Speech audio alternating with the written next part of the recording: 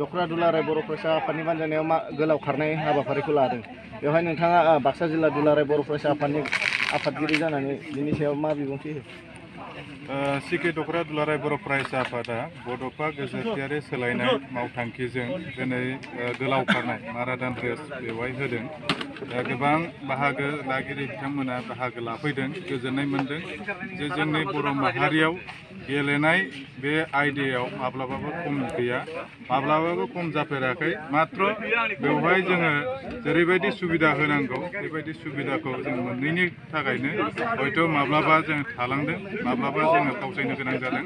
दा बिनि थाखायनो दुलाराय बर' फरायसा आफादा थांखि लानानै जे गेलेनाय बिथिङाव जों माब्लाबाबो खम नङा, बेखौ जाहाथे मुलुग दरबाराव बे आसाम रायजोजों लोगोसे भारत हादर लोगोसे मुलुग दरबाराव जों दिन्थिनो हायो, बेवहाय बाहागो लाहैनो हायो आरो जोंनि रोंगौथिखौ जाहाथे देखायनो हायो।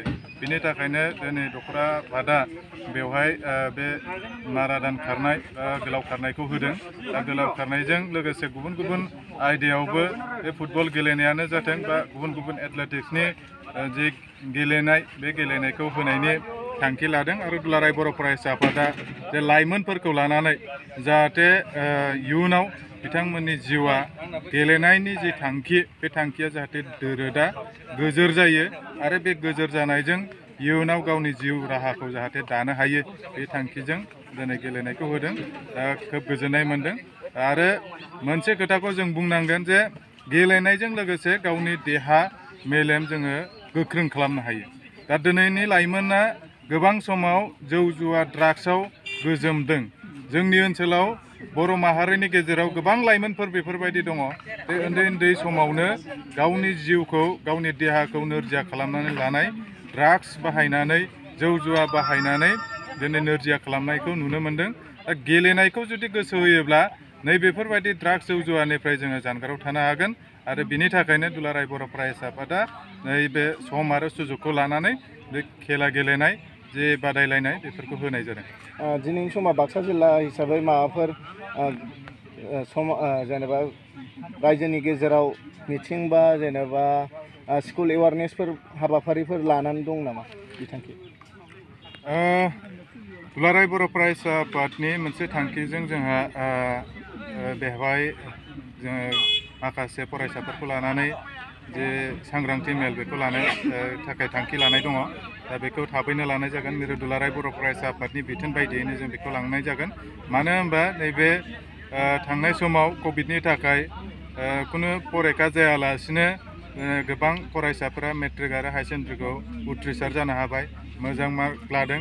नाथाय बे नैबेहाय दुलाराय बर' फरायसा आफादा बे मिरु दुलाराय बर' फरायसा आफादा कमल कुमार बान्थाखौ होनाय जानाय नंला, बेखौ फोरमायनानै दोननाय जादों।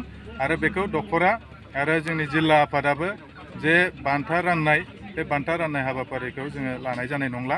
नाथाय बिनि बादैबो जोंहा माखासे सांग्रांथि मेल, जे माखासे फरायसाफोरा मा बिथिंजों मा लाइनजों फरायब्ला मोजां जागोन आरो बबे बिथिंजों फरायनांगौ, दिनै डाक्टर इन्जिनियार मोनहैनो थाखाय नैबे जे फरिखा होआलासिनो मोननाय सार्टिफिकेटखौ जों बोरै बाहायनो हायो, बिनि सायाव सांग्रांथि मेल लानो थाखाय जोङो थागथियारि जानानै दङ।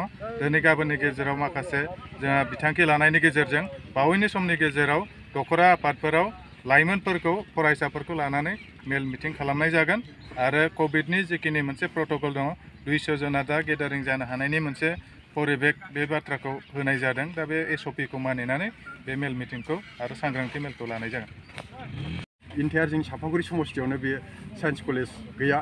आरो साइन्स कलेजल' नङा, प्रभिन्सियेलाइज कलेजआनो जोंनि समस्थियाव फ्राय BB किसान कलेजआल' होननानै जोङो मोनथिगौ। दा बे बिथिङाव जोङो जोंनि ओनसोलाव साइन्स कलेजजों लोगोसे मोजां मोनसे कलेज, साइन्सआनो जा कमार्सआनो जा मोनसे प्रभिन्सियेलाइज कलेज बा सोरखारि जाखानाय कलेज गायसननांगौ। नङाब्लाबो जोंनि ओनसोलावनो थाखानाय BTRनि जि दफा, बे दफानि गेजेरजों जोंनि ओनसोलाव थाखानाय जि भेन्सार कलेजफोरनि जि प्रभिन्सियेलाइजनि खामानि, बेखौ BTRनि चिफ सारजों लोगोसे BTRनि जि गभर्नमेन्ट बे जि प्रभिन्सियेलाइज खालामनाय हाबाफारि, बेखौ थाब मावफुंथों, बेखौ आंबो बिथांमोननिसिम दुलाराय बर' फरायसा आफाद सिके दखरारि जानानै खावलायहरफादेरो।